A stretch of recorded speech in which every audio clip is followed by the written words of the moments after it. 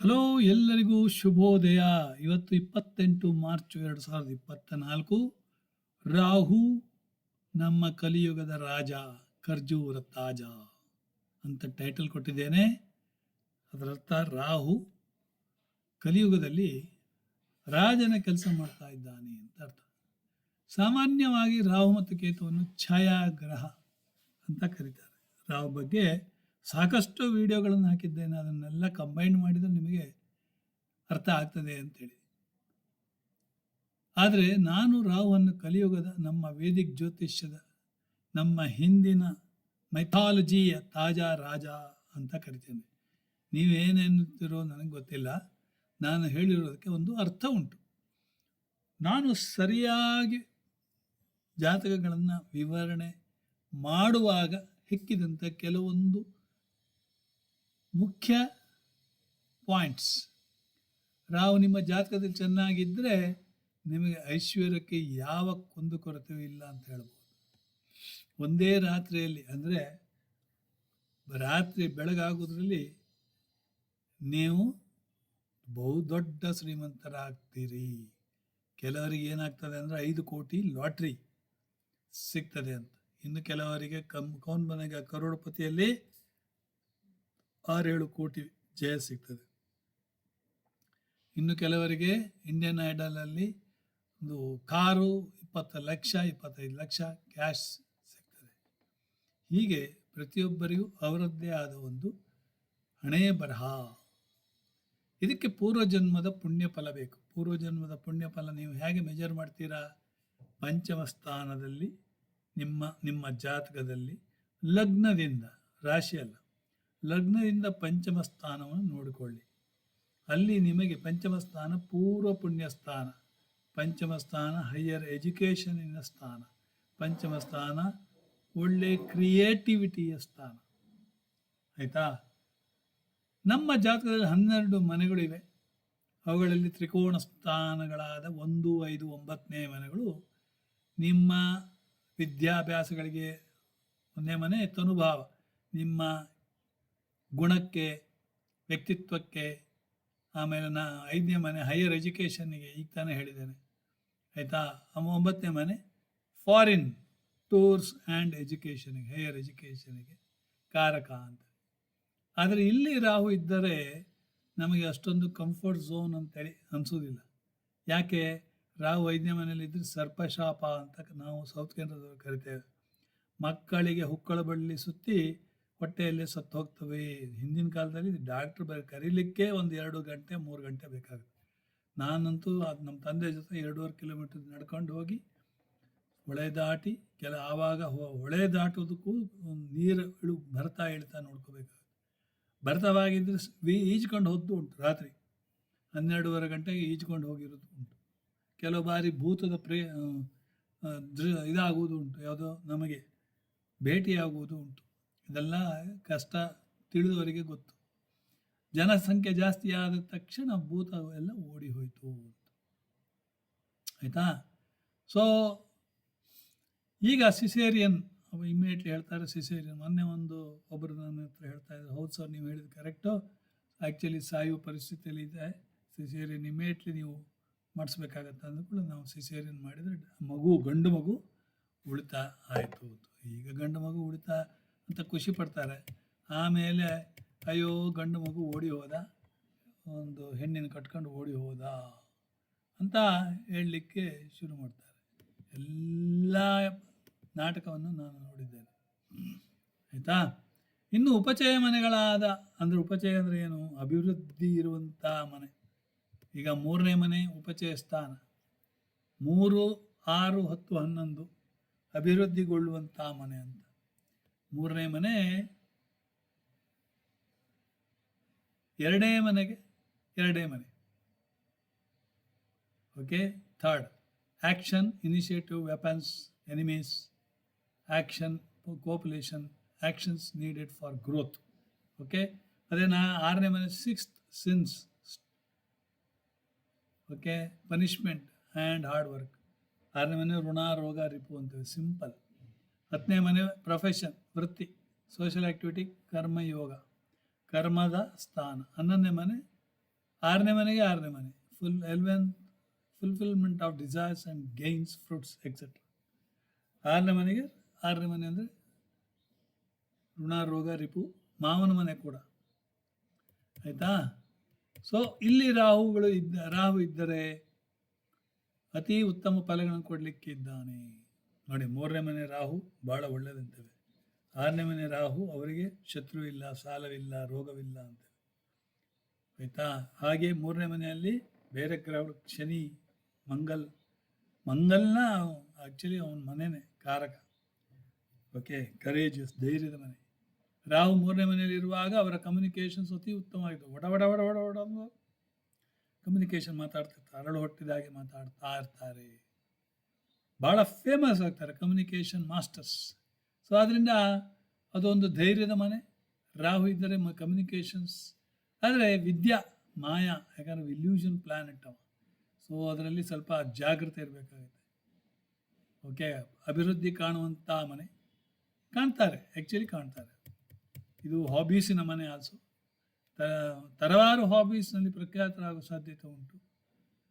ಎಲ್ಲ ಆ್ಯಂಗಲ್ನಲ್ಲಿಯೂ ಕಾಣಬೇಕು ನಾವು. ಓಕೆ, ಇಲ್ಲಿ ಜಾತಕರ ನೆಟ್ವರ್ಕ್ಸ್, ವೈಫೈ ಮನೆ ಅಂತ ನೆಟ್ವರ್ಕ್ಸ್ ಜಾಸ್ತಿ ಆಗ್ತದೆ. ಹೆಚ್ಚು ಮಂದಿ ಇವರುಗಳ ಫ್ಯಾನ್ ಆಗ್ತಾರೆ ಅಂತ. ಇನ್ನು ರಾಹು 6ನೇ ಮನೆಯಲ್ಲಿದ್ದರೆ ನಾವೇ ಹೇಳ್ತೇವೆ ಅಂಥವರಿಗೆ ಶತ್ರು ಇಲ್ಲ, ಸಾಲವಿಲ್ಲ, ರೋಗವಿಲ್ಲ ಅಂತ. ಎಷ್ಟೋ ಜನರ ಜಾತಕ ನೀವು ತೋರಿಸ್ತೇನೆ, ನಾನು ಕೂಡ ಆಮೇಲೆ ನೀವು ಒಂದೊಂದೇ ಜಾತಕವನ್ನು ತೋರಿಸ್ತೇನೆ, ಅದರಲ್ಲಿ ನಿಮಗೆ ಗೊತ್ತಾಗ್ತದೆ. ಓಕೆ, ಸೊ ಅವರ ಒಂದು ಪೊಲಿಟಿಕಲಿ ಬಹಳ ತೇಜಸ್ವಿ ಸೂರ್ಯ ಅಂತ ಹೇಳ್ಬೋದು. ಓಕೆ, ಇನ್ನು ರಾಹು 10ನೇ ಮನೆಯಲ್ಲಿದ್ದರೆ ಅವರಷ್ಟು ಉತ್ತಮ ಆಡಳಿತಗಾರರು ನಿಮಗೆ ಸಿಕ್ಕಲಿಕ್ಕಿಲ್ಲ. ಒಳ್ಳೆ ಪ್ರೊಫೆಷನಲ್ಲಿ ನೇಮ್ ಆ್ಯಂಡ್ ಫೇಮ್ ಎಲ್ಲ ಸಿಗ್ತದೆ. ಫಾರಿನ್ ಟೂರ್ ಹೋಗ್ಬೋದು, ಫಾರಿನ್ನಲ್ಲಿ ಇರ್ಬೋದು. ಓಕೆ, ಸೊ ರಾಹುವಿನ ಇನ್ನೊಂದು ಮಹತ್ವ ಏನಂದರೆ ಈತನಿಗೆ ಪ್ರೈವೇಟ್ ಅಂದರೆ ಭಾಳ ಖುಷಿ, ಸರ್ಕಾರ ಅಂದರೆ ಖುಷಿ ಇರುವುದಿಲ್ಲ ಅವರಿಗೆ. ಓಕೆ, ರಾಹು ಹಾಗೆ. ಸೊ ಒಂದು ರೀತಿಯಲ್ಲಿ ಮಾಯಾ ಪ್ರಪಂಚ ಸೃಷ್ಟಿನೇ ಮಾಡ್ತಾನೆ. ಓಕೆ, 4, 8, 12 ಉಳಿದ ಮನೆಗಳು. 4, 8, 12ನೇ ಮನೆಯಲ್ಲಿ ರಾಹು ಏನು ಮಾಡ್ತಾನೆ? ರಾಹು ನೋಡಿ 4, 8, 12ನೇ ಮನೆ ಅಂದರೆ ಸುಖ, ಅಕ್ಕಲ್ಟ್, ವಿಜ್ಞಾನ ಹಾಗೂ ಆಧ್ಯಾತ್ಮಿಕ ಜೀವನ. ಇಲ್ಲಿ ರಾಹು ಅಷ್ಟೊಂದು ಉತ್ತಮ ಫಲಿತಾಂಶವನ್ನು ಕೊಡಲಿಕ್ಕಿಲ್ಲ. ಸೊ ಏನೆಲ್ಲ ನಾವು ಮಾಡಬೇಕು ಅಂತ ಮೊದಲನೇದಾಗಿ ನೋಡಿ, ಒಂದು ರಾಹು ಒಳ್ಳೇದಾಗಬೇಕಾದ್ರೆ ಶನಿ ಒಳ್ಳೇದಿದ್ದರೆ ಸಾಕು ನಿಮಗೆ. ನಿಮ್ಮ ಕುಂಡಲ್ಲೇ ನೋಡ್ಕೊಳ್ಳಿ, ಶನಿ ಒಳ್ಳೆ ಪ್ಲೇಸ್ನಲ್ಲಿ ಇದ್ದರೆ ರಾಹುವಿಗೆ ಮಹತ್ವ ಇಲ್ಲ. ಒಂದು ರಾಹು ಅಷ್ಟಮದಲ್ಲಿದ್ದು ಮುಂದೆ ಕುಜ ಇದ್ದರೂ ಕೂಡ, ಕುಜ ಅಥವಾ ರವಿ ಇದ್ದರೂ ಕೂಡ ರಾಹುವನ್ನು ತಡಿತಾನೆ. Ravi is a malefic planet, Kuja malefic planet. ವಕ್ರಿ ಆಗಬಾರ್ದು ಅಷ್ಟೇ, ಕುಜ ವಕ್ರಿ ಆಗಬಾರ್ದು. ಓಕೆ, ರಾಹು ವಕ್ರಿ ಚಲನೆ, ಕುಜ ಡೈರೆಕ್ಟ್ ಮೋಷನ್. ಆವಾಗ ರಾಹು ಬಂದಾಗ ಕುಜ ಅಡ್ಡ ಗೋಡೆ ಇಡ್ತಾನೆ. ಆವಾಗ ನೋಡಿ, ನನ್ನ ಜಾತಕ ನೋಡಿದ್ರೆ ನಿಮಗೆ ಗೊತ್ತಾಗ್ತದೆ. ಅಷ್ಟಮದಲ್ಲಿ ಮಿಥುನ ಲಗ್ನ, ಅಷ್ಟಮದಲ್ಲಿ ರಾಹು, ಅದೇ ಸಪ್ತಮದಲ್ಲಿ ಕುಜ ಇದ್ದಾನೆ. ಆದರೆ ಭಾವಕುಂಡಲಿಯಲ್ಲಿ 6ನೇ ಮನೆಗೆ ಹೋದ ಅಂತ ಇಟ್ಕೊಳ್ಳಿ, ಯಾರೋ ಮಂಗಲ್. ಸೊ ಇದಕ್ಕೇನು ನೀವು ಪರಿಹಾರ ಮಾಡಬೇಕಂದ್ರೆ, ಒಂದು ಶನಿ, ಸಪೋಸ್ ರಾಹು ಯುವ ಅವಸ್ಥೆಯಲ್ಲಿ ಇಲ್ಲ ಅಂದಿದ್ದರೆ, 12ರಿಂದ 18 ಡಿಗ್ರಿ ಒಳಗೆ ಇಲ್ಲ ಅಂತ ಹೇಳಿದರೆ, ಒಂದು ತೆಂಗಿನಕಾಯಿ ತೆಗೆದುಕೊಂಡು 2 ಕಣ್ಣು ತೆಗೆದು ಅದರ ಒಳಗಡೆ ಇರುವ ಎಳೆನೀರನ್ನು ಹೊರಗಾಕಿ ಅದರೊಳಗೆ ಕರಿಸಾಸಿವೆ ತುಂಬಿ ಟೇಪ್ ಹಚ್ಚಿ ಮುಂದಿನಿಂದ ಹಿಂದಕ್ಕೆ ಹರಿಯುವ ನದಿಗೆ ಬಿಸಾಕಿ ಬರಬೇಕು. ಬಿಸಾಕಿ ನಂತರ ಹಿಂದೆ ತಿರುಗಿ ನೋಡಬೇಡಿ. ಓಕೆ, ಈಗ ಈ ಕೆಳಗಡೆ ನೋಡಿ, ಕ್ವೀನ್ ಎಲಿಜಬೆತ್, ಕ್ವೀನ್ ವಿಕ್ಟೋರಿಯಾ ಅವಳ ಒಂದು ಕುಂಡಲಿಯನ್ನು ತೋರಿಸಿದ್ದೇನೆ. ಅದರಲ್ಲಿ ರಾಹು ಎಲ್ಲಿದ್ದಾನೆ ನೋಡಿ. ಲಗ್ನ ಯಾವುದು ಇವ್ರದ್ದು? ವೃಷಭ ಲಗ್ನ. ಲಾಭದಲ್ಲಿ ರಾಹು ಮತ್ತು ಶನಿ ಒಟ್ಟಿಗಿದ್ದಾರೆ. ರಾಹು ಶನಿ ಕುಜ, ಬಾಪ್ರೆ, ವೆರಿ ವೆರಿ ಬ್ಯೂಟಿಫುಲ್ ಪೊಸಿಷನ್. ಅದೇ ನವಾಂಶದಲ್ಲಿ ರಾಹು, ಲಗ್ನದಲ್ಲೇ ರಾಹು ಇದ್ದಾನೆ ನೋಡಿ. ಸೊ ಆಮೇಲೆ ಶನಿ, ಕೇತು 6ನೇ ಮನೆಯಲ್ಲಿ. ಸೊ ಇವರಿಗೆ ಯಾವ ರೀತಿಯ ತೊಂದರೆ ಇಲ್ಲ ಅಂತ ನಿಮಗೆ ಗೊತ್ತು. ಇನ್ನು KN ರಾವ್, ಫೇಮಸ್ ಜ್ಯೋತಿಷ್ಯಗಾರರದು 6ನೇ ಮನೆಯಲ್ಲಿ ರಾಹು ನೋಡಿ. ಅದೇ ನವಾಂಶದಲ್ಲಿ ಲಗ್ನದಿಂದ ಸಪ್ತಮದಲ್ಲಿ ರಾಹು, ತುಲಾದಲ್ಲಿ ರಾಹು. ಇನ್ನು ಪಂಡಿತ್ ಸಂಜಯ್ ರಥ್, ಇವರು ಒರಿಸ್ಸಾದ ಒಂದು ಅತ್ಯುತ್ತಮ ಜ್ಯೋತಿಷ್ಯಗಾರರು. ಲಗ್ನದ 4ನೇ ಮನೆ ರಾಹು. ಆದರೆ ಶನಿ ಪೊಸಿಷನ್ ನೋಡಿ ನೀವು, ಶನಿ 10ನೇ ಮನೆ, ಬಲಿ ಮಕರದಲ್ಲೇ ಶನಿ ಇದ್ದಾನೆ. ಅದೇ ಇದರಲ್ಲಿ ನವಾಂಶದಲ್ಲಿ ಇವರದ್ದು ಸಪ್ತಮದಲ್ಲಿ ರಾಹು ಕುಜ ಒಟ್ಟಿಗೆ. ಓಕೆ, ಶನಿಯಲ್ಲಿದ್ದಾನೆ, ಲಾಭದಲ್ಲಿ ಶನಿ ಇದ್ದಾನೆ ನೋಡಿ. ಸೊ ಅದರಿಂದ ಸಂಜಯ್ ರಥ ಜಾತಕ ಕೂಡ ಹೈ ಕ್ಲಾಸ್ ಇದೆ. ರಾಜೀವ್ ಗಾಂಧಿಯವ್ರ ಜಾತಕ ನೋಡಿ, ಲಗ್ನದಲ್ಲೇ ಎಲ್ಲ 3-4 ಗ್ರಹಗಳಿವೆ, ರಾಹು 12ನೇ ಮನೆಯಲ್ಲಿದ್ದಾನೆ, ಹಿಂದ್ಗಡೆ ಶನಿ ಇದ್ದಾನೆ. ಸೊ ಅದರಿಂದ ರಾಹು ಹಿಮ್ಮಡಿ ಹೋದರೂ ಕೂಡ ಶನಿ ಅದಕ್ಕೆ ತಡಿತಾನೆ. ನವಾಂಶದ ಲಗ್ನದಲ್ಲಿ ರಾಹು ಎಲ್ಲಿದ್ದಾನೆ? 3ನೇ ಮನೆಯಲ್ಲಿ. ಒಳ್ಳೆಯದು, 3ನೇ ಮನೆಯಲ್ಲಿ ಈ ತಾನೇ ಹೇಳಿದ್ದಾನೆ. ನರೇಂದ್ರ ಮೋದಿಯವರ ಜಾತಕದಲ್ಲಿ ನೋಡಿ, ರಾಹು ಎಲ್ಲಿದ್ದಾನೆ? 5ಮದಲ್ಲಿ ರಾಹು. ಆದರೆ ಶನಿ ಎಲ್ಲಿದ್ದಾನೆ? ಶನಿ ದಶಮ ಸ್ಥಾನದಲ್ಲಿದ್ದಾನೆ, ಲಾಭದಲ್ಲಿ ರವಿ, ಉಚ್ಚ ಬುಧ.